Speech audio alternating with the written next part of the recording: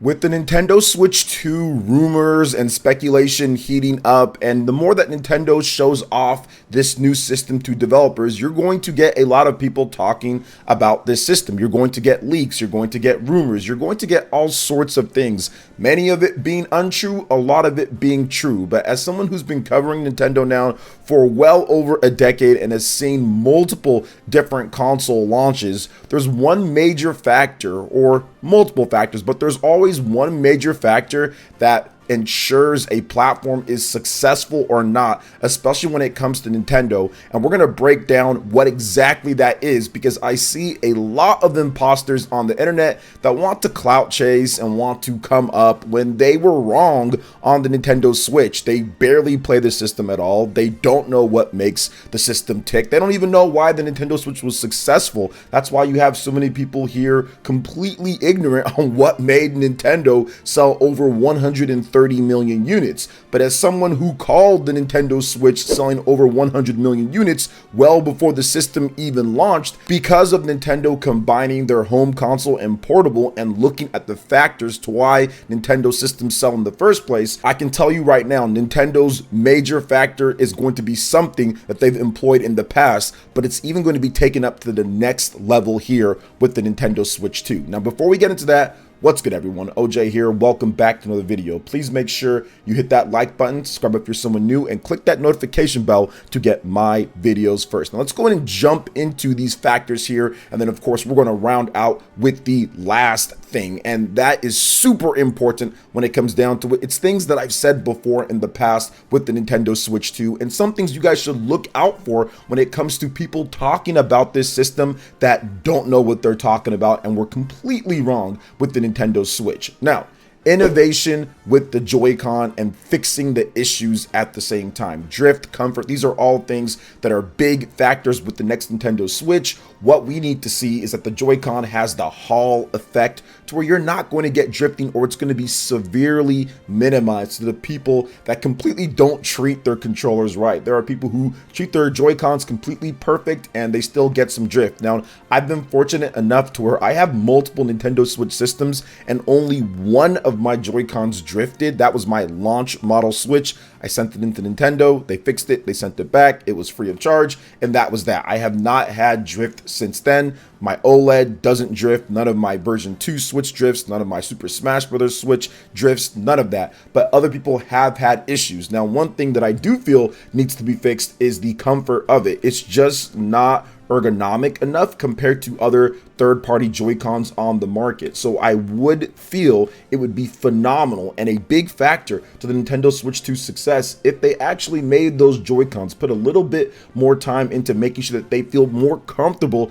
for people out there. Now, Nintendo wants to balance the small ergonomics of the Joy-Con and how it looks compared to when you pick it up. So those are factors. The size of the system, you don't want it to be this huge, massive Steam Deck looking system when it comes to the thickness or the size of the controller, but at the same time, you got to make things a little bit better for people who are picking up those Joy-Cons, because it's not like they are cheap. So drift, comfort, those are two things that are obviously incredibly important.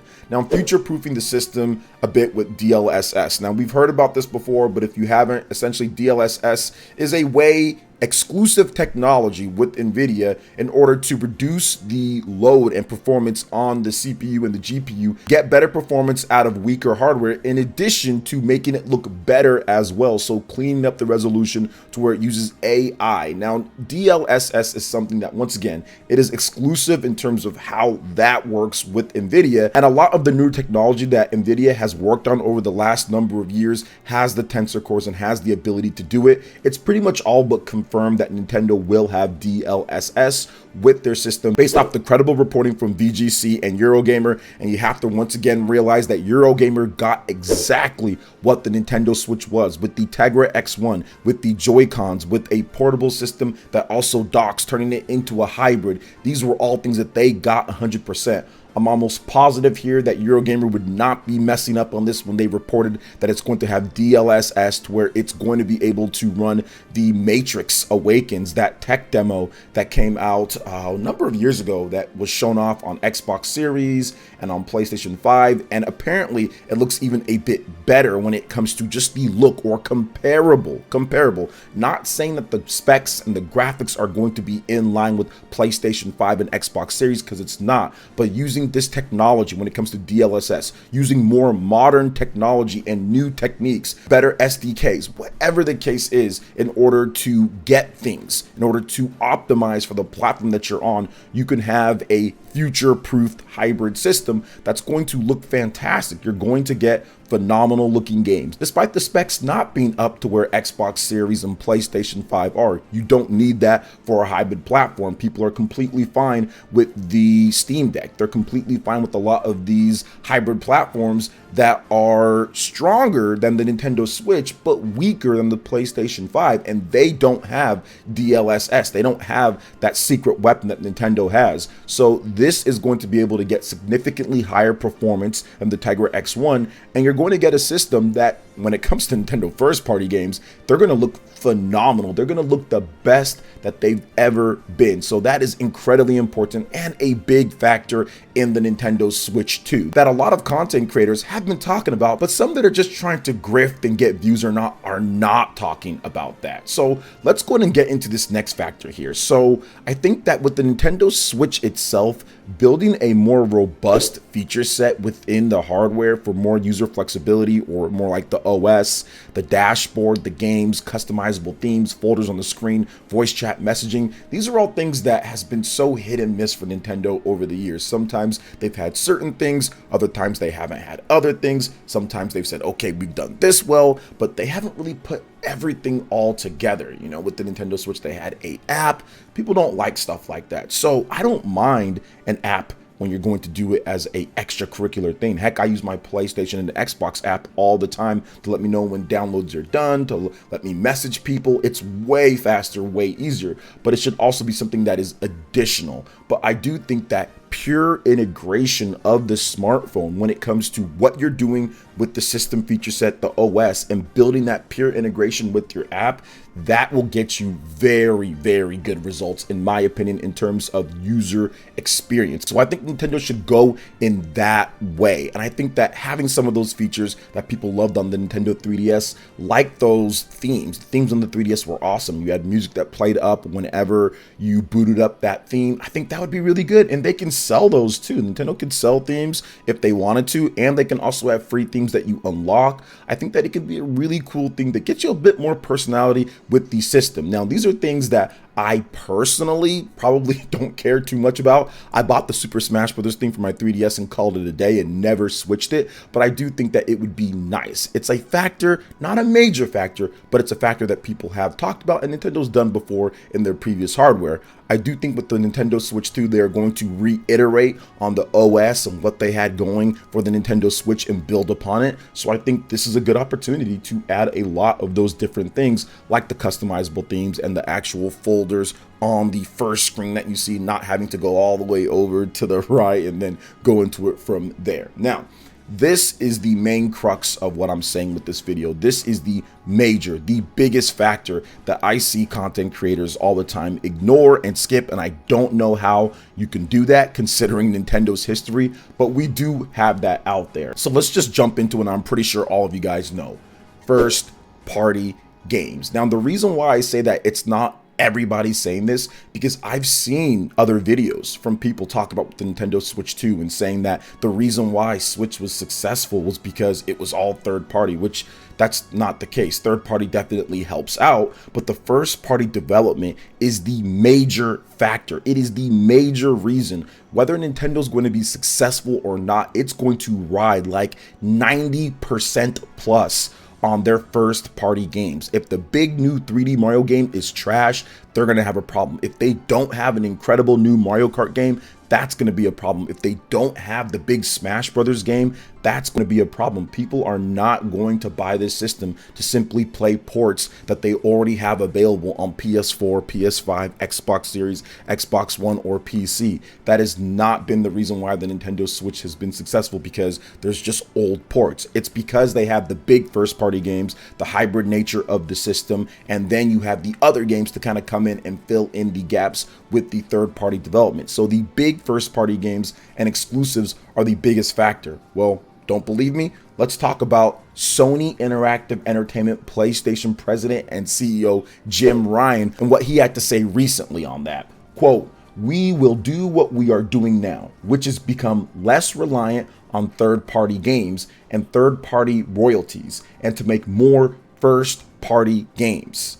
If we double our share of first-party games, which are more profitable than the third-party royalty stream, it will bring down our reliance on third-party games.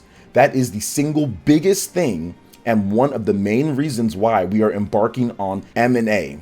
I would like to point out that we are also growing our existing studios, increasing capabilities and their ability to output in various areas, including live services. I feel like this part deserves a lot more attention than it currently gets. Large M&A gets all the headlines, but there is a lot going on, and growing your studios organically, successfully is a smart thing to do." So this thought process outside of the live service stuff, but this thought process, this general first party games are the most important, or these have to be something that we focus on. He's completely right. Jim Ryan lies about a lot of different things and is obviously a business dude, and that's fine. Lots of businesses lie, Microsoft, Sony, Nintendo, all of that there. But what he's saying here is literally the play out of Nintendo's book. They see the profitability. We know the numbers down at this point. We see the profitability and what made the Nintendo Switch what it is. It wasn't because it had a bunch of third-party games that were helping sell the system. It was because the big first-party games that are selling 20 million units plus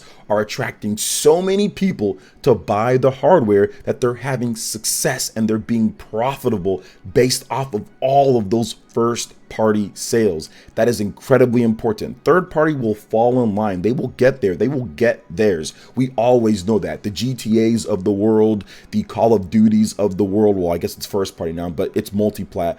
All of these big third party games that come out, they will be fine. They will do great. They will help your system. But at the end of the day, you need to build up that first party development. And that is the number one major factor for the Nintendo Switch 2. Do not let anybody on this platform or anywhere else tell you otherwise. Otherwise, Jim Ryan wouldn't be saying this in terms of, because they've had the best third-party game sales in the industry for how many years now? How many decades has PlayStation been the number one leader in third-party game sales? And Jim Ryan is still saying we need to be less reliant on them. You know why? He sees Microsoft buying up everything here, buying up Activision, buying up Bethesda, buying up all these studios that have made third-party games, which leaves them out in the cold, which leaves them struggling and scrambling, and Sony cannot match blow for blow what Microsoft is doing, buying up all of this and the consolidation of the market. They can't. Nintendo's been completely unbothered. Why? Because they do not rely upon third party anywhere near as much as Sony does. So that's the reason why Nintendo's been able to be as profitable and as good as they've been able to be over all of the decades that they've been around, surviving pretty much lots of third-party developers abandoning them and not even releasing their newest games on there, but still being more profitable than Microsoft and Sony. So to me, that's the number one factor. It's always going to be the number one factor. And absolutely going forward, you're going to see Nintendo put in incredible amounts of effort, time, in making sure that their first party lineup for the Nintendo Switch 2 is stacked. And we're not talking about just the beginning, having that big Mario game at launch or anything, but making sure the first 9 months to a year has multiple big third party games all stacked throughout it, to where people say, okay, we're feeling confident there's going to be that hardware that takes advantage of the system to the fullest, and we don't have to rely upon third party, and we can make more money at the same time because we get more of that revenue stream. we own it, compared to only getting the 30% that they get, plus other taxes and other things that you have to subtract when it's a third-party game. So to me, this makes complete sense, and the Jim Ryan statement was simply just to back up what I've been saying since day one when it comes to Nintendo, is that your first party is the most important. Even though there's people out here that are going to start telling you third party this, third party that, and don't get me wrong, it's important, but it's not the major factor with the Nintendo Switch 2. First party is, and you guys are going to see very soon here exactly what Nintendo has cooking up, because the first party developers are definitely preparing to show some awesome stuff. So what do you guys think about what I had to say here? Let me know in the comment section below. Please make sure you hit that like button, subscribe if you're someone new, click that notification bell, and check out my other Nintendo Switch 2 videos and more right here on screen. Thanks for watching. We'll catch you for the next one. Peace.